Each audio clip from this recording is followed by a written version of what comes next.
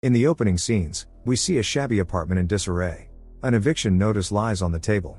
This is where 42-year-old single mother Jania Wilkinson lives with her often sick 8-year-old daughter, Aria. Jania wakes up early to the sound of her alarm. It's the beginning of yet another hopeless day. She and her daughter live in deep poverty, and for Jania, Aria is the only reason to get out of bed in the morning. Jania wakes Aria and takes her to the bathroom to bathe her. Aria wishes she could skip school because the teacher constantly mocks her. Unless $40 are paid, Aria will once again be eating a separate lunch. Jania can't believe the teacher said that in front of the whole class.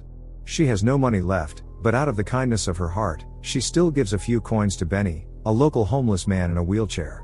The landlord warns Jania that she'll be thrown out if she doesn't pay the rent immediately. Jania promises to pay during her lunch break. Her paycheck is due today.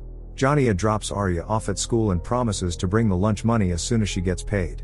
She also notices the teacher giving her a strange look. Jania works as a cashier at a grocery store and has long since learned to ignore the manager's remarks and rude customers. But this time things go too far. When Jania refuses to accept a benefits card that doesn't apply to all items, the angry customer throws a bottle at her. The manager, Richard, orders Jania to clean up the mess. When she goes into the back room to get a mop, her coworker Michelle approaches her and offers some money for Aria's medicine. But Jania refuses, assuring Michelle they'll get through it. Once things settle down, she plans to resume her nursing studies. Suddenly Jania receives a call from the school. The teacher wants to know where Aria got her bruises. Jania explains that her daughter often falls because of her illness, but the teacher still insists Jania come in immediately. She begs Richard to let her go, but he's firm. The checkout line is enormous. Jania pleads that it's an emergency, that she and her daughter have no one else to help them. Finally Richard allows her to leave, but only for 13 minutes. He refuses to issue her paycheck early. As Jania rushes to the parking lot, her eyes land on the bank across the street. She hurries inside and explains the situation. She has $47 left in her account and wants to withdraw it. But they won't let her skip the line. Jania races to the school, only to find Child Protective Services already there. They believe Aria is no longer safe at home. Jania tries to explain that Aria has asthma attacks and that she takes good care of her, but it doesn't sound convincing. Aria often comes to school hungry and disheveled. Jania screams that she works 2 jobs just to pay for rent and food. But Child Protective Services refuses to return Aria until a home visit is conducted and the child's living conditions are assessed. Jania breaks down in tears, powerless to do anything. Distraught she gets behind the wheel, but because of the rain and her emotional state, she nearly crashes into another car. The furious driver rams her car, and Jania's engine dies. As she prepares to check under the hood, the police arrive. But her relief doesn't last long. The other driver is a cop too. He threatens Jania, saying if he ever sees her again, anywhere, he'll find a legal way to destroy her. Jania's driver's license is expired, so the officer on duty has no choice but to write her a ticket and impound the vehicle. Jania returns 2 hours late, and Richard fires her. She's too exhausted to say anything in her defense. She simply asks him to issue the paycheck. Richard reminds her that when someone is fired, the check is mailed. That's company policy. When Jania returns home, she finds all her belongings outside in the pouring rain.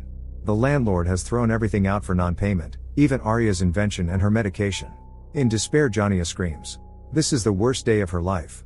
With no other choice, Jania returns to the store and begs Richard to give her paycheck right now. She and her daughter have nothing to live on. But he tells her to get lost. At that moment 2 robbers burst in and demand Richard open the safe. One of them points a gun at Jania and orders her to collect all the money. But Jania refuses to hand over Aria's backpack and tries to wrestle the gun from the robber. In the struggle she accidentally pulls the trigger, and the man drops dead. His accomplice flees, leaving all the money behind. Richard is convinced Jania staged the robbery and calls the police. Feeling she has nothing left to lose, she pulls the trigger again. Richard never stood a chance. Jania doesn't take the money, only the paycheck and the gun, and in a state of shock walks to the bank. The security guard Jones won't let her in because the bank is closed, but the manager Nicole Parker decides to make an exception and agrees to help her. Police arrive at the scene and review the surveillance footage. It clearly shows what happened. It doesn't look like a robbery. Jania didn't take any money. The detectives question the store's staff. Michelle doesn't believe Jania could have staged the robbery. Nothing is more important to her than her daughter. Michelle swears Jania would never do something like that. But the detectives see it differently. If Jania didn't plan this, why did she flee in one of the robbers' cars? In reality Jania didn't flee at all. She's still at the bank. But without ID, they refuse to cash her check. On the edge, Jania pulls out the gun and asks the bank clerk Tessa to simply cash the check. Nicole Parker sees the silent alarm alert on her computer screen, and within moments 911 calls back. Nicole calmly describes the robber. She knows the woman works at the grocery store across the street. The officers immediately recognize who it is. When Nicole notices a blinking light inside the child's backpack Jania is carrying, she panics, thinking it might be a bomb. The detectives question Jania's former neighbors and her landlord. Benny tells them that Jania was in a difficult financial situation, but still tried to help him. The landlord refuses to cooperate with police, but they're soon distracted by an urgent report of a bank robbery. The detectives rush to the scene. Nicole quietly tells Jones that they're being robbed and that everyone needs to be evacuated calmly. The police are still on the line, and Nicole hands the phone to Jones. A few people try to enter the bank, irritated that the guard is keeping them out. Barely keeping herself composed, Nicole explains that the bank is closed, but the argument is interrupted by Jania's outburst. She can't understand why they won't just cash her check. Nicole urges Jania to calm down and promises to take care of everything. Meanwhile, the bank is surrounded by police cars and armed officers, including Officer Oliver, the one who rammed Jania's car earlier.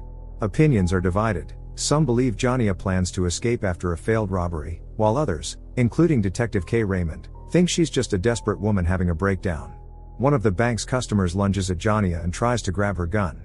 Several shots are fired, prompting officers to ready their weapons. Moments later the man and Jones run out of the bank, telling the police that a crazy woman is inside trying to rob the place. Jania can't understand why everyone is so cruel. If people had just treated her like a human being, none of this would have happened. Suddenly she sees news coverage of the bank robbery and realizes she's the prime suspect, not only in the robbery, but also in the killing at the grocery store.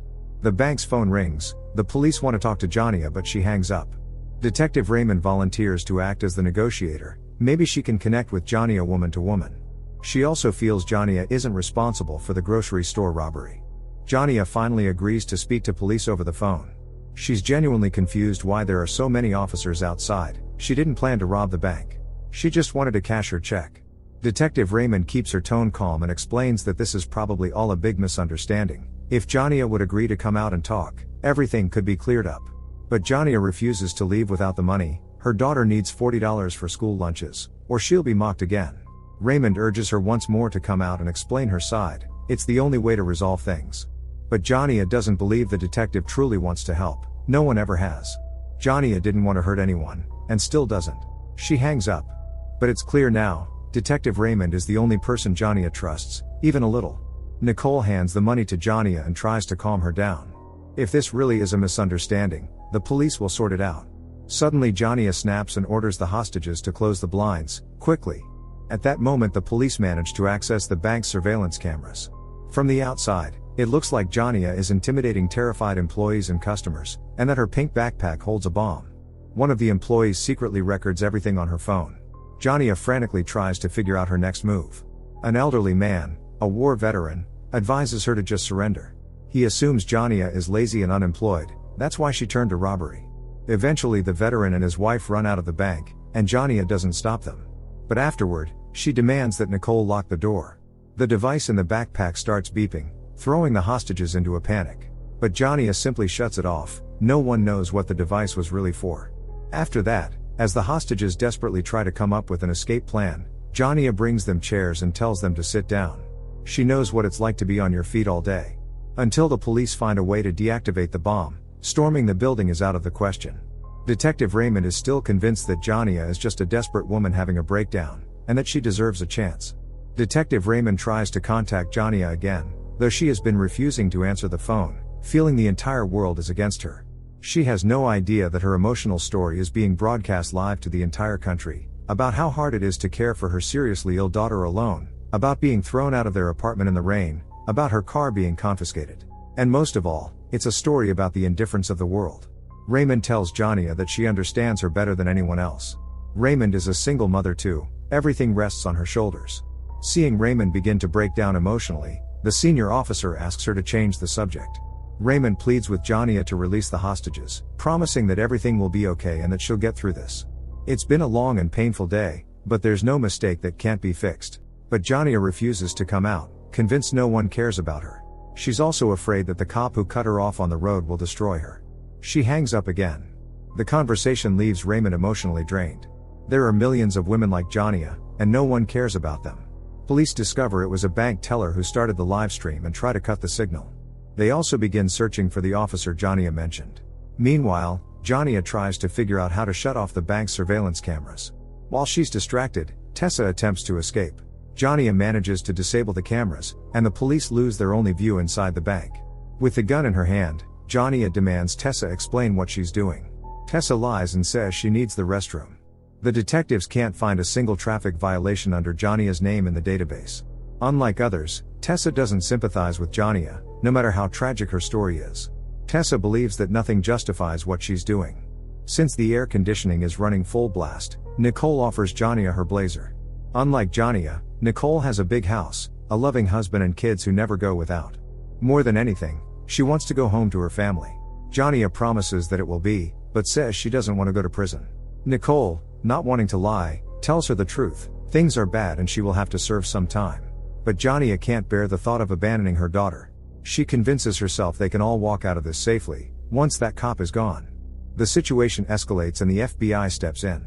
A crowd of protesters has also gathered outside the bank, demanding freedom for Jania. Many people support her, hoping to put an end to the injustice.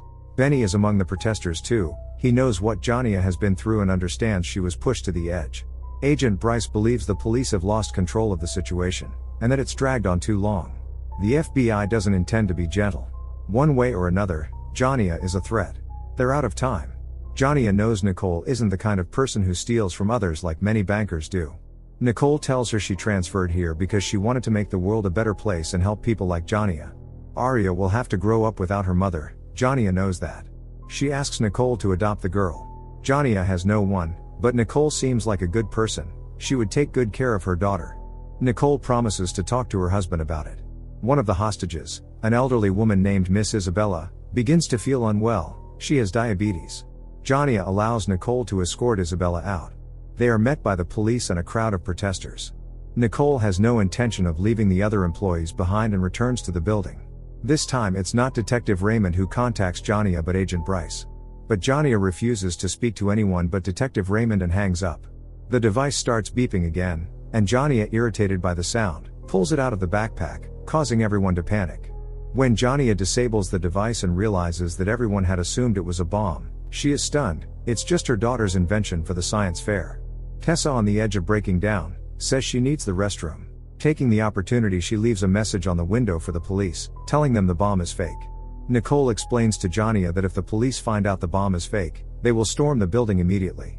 Nicole doesn't want Jania to get hurt. Detective Raymond discovers that the officer who rammed Jania's car is named Oliver. In front of everyone, Raymond punches Oliver and declares that this is all his fault. She also promises his career is over. Against Agent Bryce's orders, Raymond contacts Jania again and tells her they found the cop she mentioned. But Jania wants proof, a photo for example. Until then, she refuses to leave the bank or release the hostages. She also wants the world to know what Oliver did. Raymond promises that will happen, but only if Jania agrees to come out as soon as she receives the photo. Jania accepts the deal. Knowing that Oliver won't be able to get to her is a huge relief. However, since the bomb is fake, Agent Bryce is ready to order an assault on the building.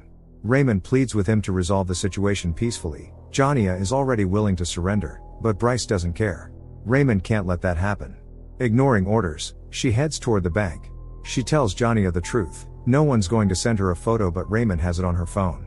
Once Jania sees it, she immediately releases the hostages. But Nicole chooses to stay, saying she'll leave only when Jania does. No one has ever stood by Jania before, and she is deeply grateful to Nicole, who promises to visit her in prison together with Aria. Agent Bryce gives the order to storm the building. Suddenly, for the first time in a long while, Jania gets a call from her mother, who angrily demands to know why her daughter is robbing a bank. Jania tries to explain that she didn't mean to rob anyone, she just wanted to cash a check. But then her mother says something that pulls the ground from under her feet. Aria passed away yesterday. The girl had an attack, and Jania took her to the hospital. When Aria passed, Jania's mind couldn't accept it. She went into a state of denial. The call Jania received during her shift at the store wasn't from Aria's school, it was about overdue bills. Later, when Jania went to the school, the teacher was confused. No one had called her. Nicole can't even find the words to express how sorry she is. At that moment, the FBI begins the assault. When Jania doesn't comply, she is shot. Nicole breaks down in tears. The next moment, Jania finds herself standing beside Nicole again, and together they walk out of the building. Jania is arrested and placed into a police car. Raymond and Nicole, total strangers, are the only ones in her life who ever truly cared.